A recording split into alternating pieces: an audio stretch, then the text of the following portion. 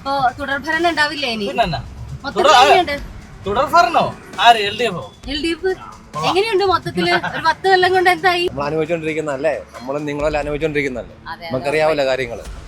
ഉറപ്പായിട്ടും ഞാൻ തന്നെ പറഞ്ഞിട്ട് വേണം എനിക്ക് അടുത്ത ജയരാജ് സാറിന്റെ വീട്ടിലോട്ട് പോയി പത്രം ഇടാനായിട്ട് നമുക്ക് പറയാനുള്ളതല്ലോ. ജയരാജ് സാർ നല്ല ജയിക്കുന്നു. അങ്ങനെ പറഞ്ഞില്ലെങ്കിൽ പത്രം ഇടാൻ നിർത്തേണ്ടി വരും. അതുകൊണ്ട് ചേട്ടൻ രക്ഷപ്പെട്ടോളൂ. ഇന്ന് ഒരു കത്രിക പോലും രോഗി മേടിച്ചുകൊണ്ട് പോകണം. കാരണം അവർ തരുന്ന കത്രിക കണ്ടില്ലെങ്കിൽ നമുക്ക് പറയാമല്ലോ, നമ്മുടെ അഡ്രസ്സ് എഴുതിയ കത്രികയാണെങ്കിൽ നമുക്ക് ഉറപ്പുണ്ട്, അല്ലെങ്കിൽ ആ കത്രിക തീർച്ചയായും ഉള്ളിലാണ്. അപ്പോൾ ആ സ്ഥിതിയാണ് നമുക്ക് വന്നിരിക്കുന്നത്. കോൺഗ്രസ് പിടിക്കും, റോണി പിടിക്കും, ഉറപ്പാണ്. എന്താണ് ഇപ്പൊ മൊത്തത്തിൽ പിണറായി ഭരണത്തെ പറ്റിയിട്ടുള്ളൊരു? പിണറായി ഭരണത്തെ കുറിച്ച് ഏറ്റവും മനുഷ്യന് അവജ്ഞായ സംസാരിക്കുന്നുള്ളൂ. ഇപ്പം 10 വർഷം കൊണ്ട് നാട് നശിപ്പിച്ച് കളഞ്ഞു. ഇനി ഒരിക്കലും വരല്ലേന്നാണ്. അപ്പൊ വരല്ലെന്ന് തന്നെയാണ് ഞങ്ങളെല്ലാം പ്രാർത്ഥന. മൊത്തത്തിൽ എങ്ങനെയുണ്ട്? കഴിഞ്ഞ ദിവസം ഒരാളോട് വീട്ടിൽ പോയി ചോദിക്കാൻ പറയുന്നുണ്ടായിരുന്നു. പറഞ്ഞവൻ പറഞ്ഞ പക്ഷെ അവസാനം പറയുന്നു, ഞാൻ ചോദിക്കേണ്ട സമയത്തല്ല ചോദിച്ചത്, അത് സമയം തെറ്റിപ്പോയെന്ന് പറയുന്നു. പിന്നെ അവനോട് വാക്ക് വിലയില്ലല്ലോ. ആള് പേടിണ്ടാവും, ജീവനി പേടിണ്ടാവും. ഇനോവ വരുമല്ലോ. എനിക്കോ? ഇനോവ വരുമല്ലോ ആൾക്ക്. അതൊന്നും കുഴപ്പമില്ല. ചിലപ്പോ അങ്ങനെ ആയിരിക്കും. അവൻ പാർട്ടി പ്രവർത്തകനാണ്. അദ്ദേഹം ആ സമയത്ത് എന്തോ ഒരു ഇതിൽ പറഞ്ഞതാണ്, സമയം തെറ്റിപ്പോയി തിരുത്തിയതാന്നൊക്കെയാണ് അദ്ദേഹം പറയുന്നത്. പക്ഷെ അങ്ങനെ ചോദിക്കരുത്. ഇമ്മത്താട് ചോദിക്കണമായിരുന്നു. ചോദിക്കുന്ന ഇമ്മത്താട് ചോദിക്കണം. ധൈര്യം ഇല്ലാത്ത ചോദിക്കാൻ പോരുത്. അതാ എന്റെ പോളിസി.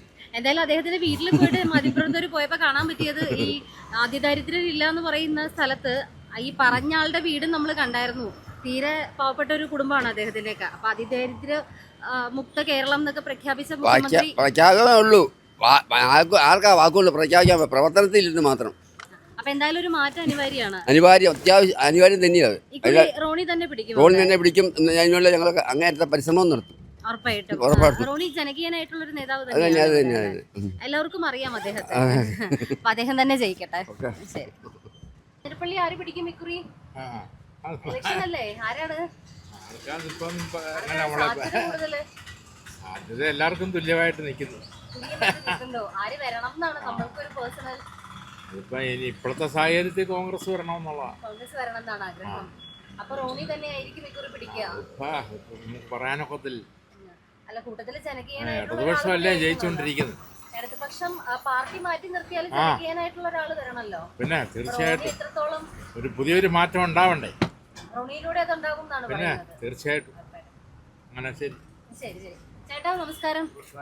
ആര് പിടിക്കും കാഞ്ഞിരപ്പള്ളി? ഇന്ത്യയെ പിടിക്കാനാണ് ആഗ്രഹം. ഇന്ത്യയെ പിടിക്കണമെന്നാണ് ആഗ്രഹം. ജോർജ് കുര്യൻ.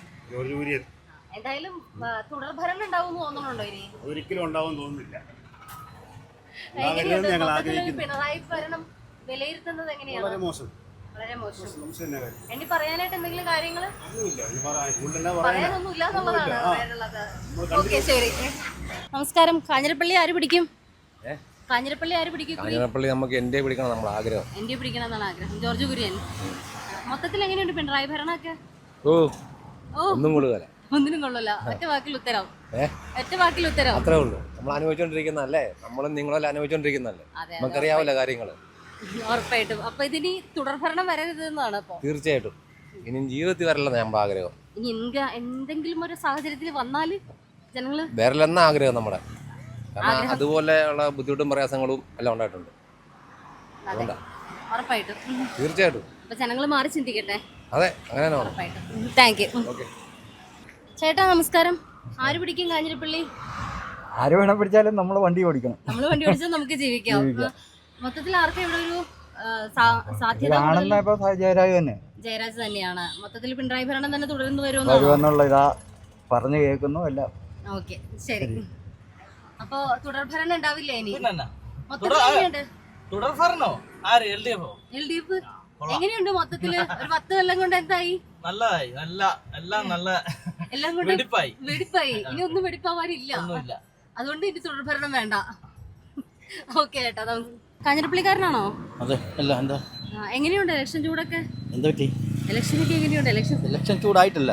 9-ാം തീയതി അല്ലേ ഇലക്ഷൻ? ആയിട്ടുണ്ട്, പക്ഷെ അങ്ങോട്ട് ശരിയാവുന്നില്ല. ആര് പിടിക്കും?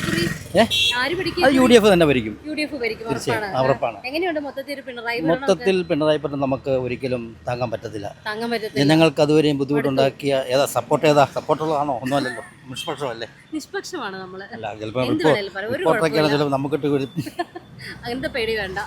നമ്മളല്ലേ പറയണ്ടത്, അല്ല നമ്മളല്ല നമുക്ക് വേണ്ടി ഭരിക്കാൻ നമ്മൾ തെരഞ്ഞെടുക്കേണ്ടവരല്ലേ?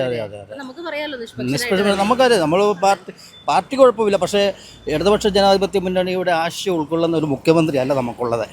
കാരണം മുൻപുണ്ടായ മുഖ്യമന്ത്രിമാരെല്ലാം നമുക്ക് സഖാവ് അച്യുതാനന്ദൻ അങ്ങനെയുള്ള അങ്ങനെയുള്ള നമുക്ക് ആ ഇടതുപക്ഷത്തോടുള്ള ആശയം ഉണ്ടായിരുന്നു.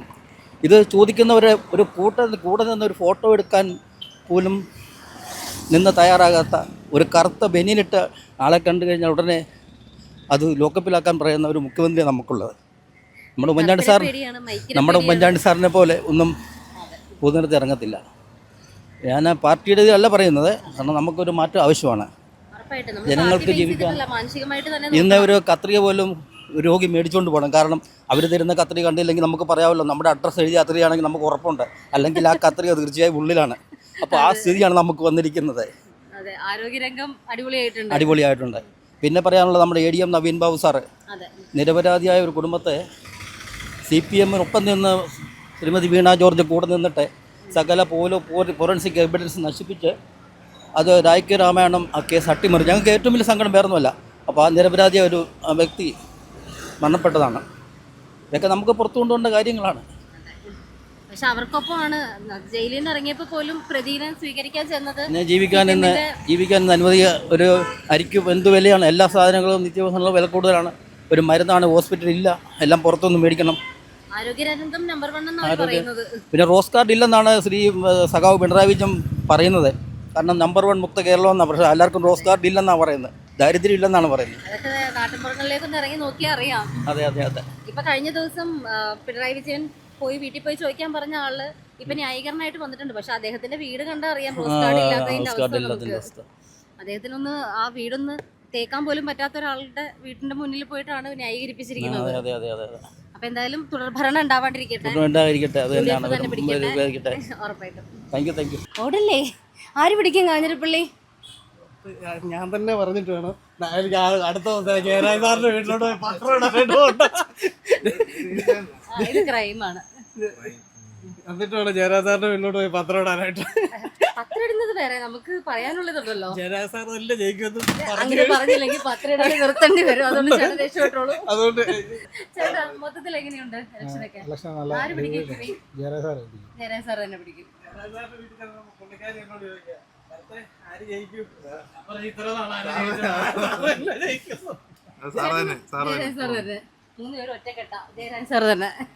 ചേട്ടാ നമസ്കാരം. എങ്ങനെയുണ്ട് ഇലക്ഷൻ ചൂടൊക്കെ? കാഞ്ഞിരപ്പള്ളി ആര് പിടിക്കും ഇക്കുറി?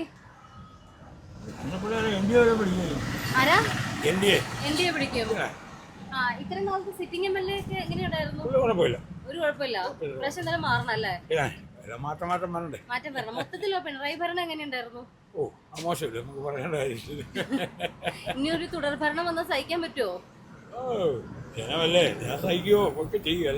ജീവിക്കാൻ പറ്റുമോ?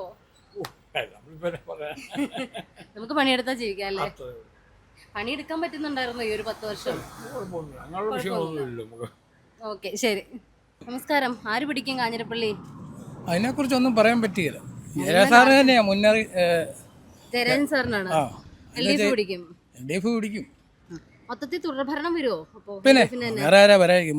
മറ്റൊരു ഇതല്ലേ പോര് നടന്നുകൊണ്ടിരിക്കുക.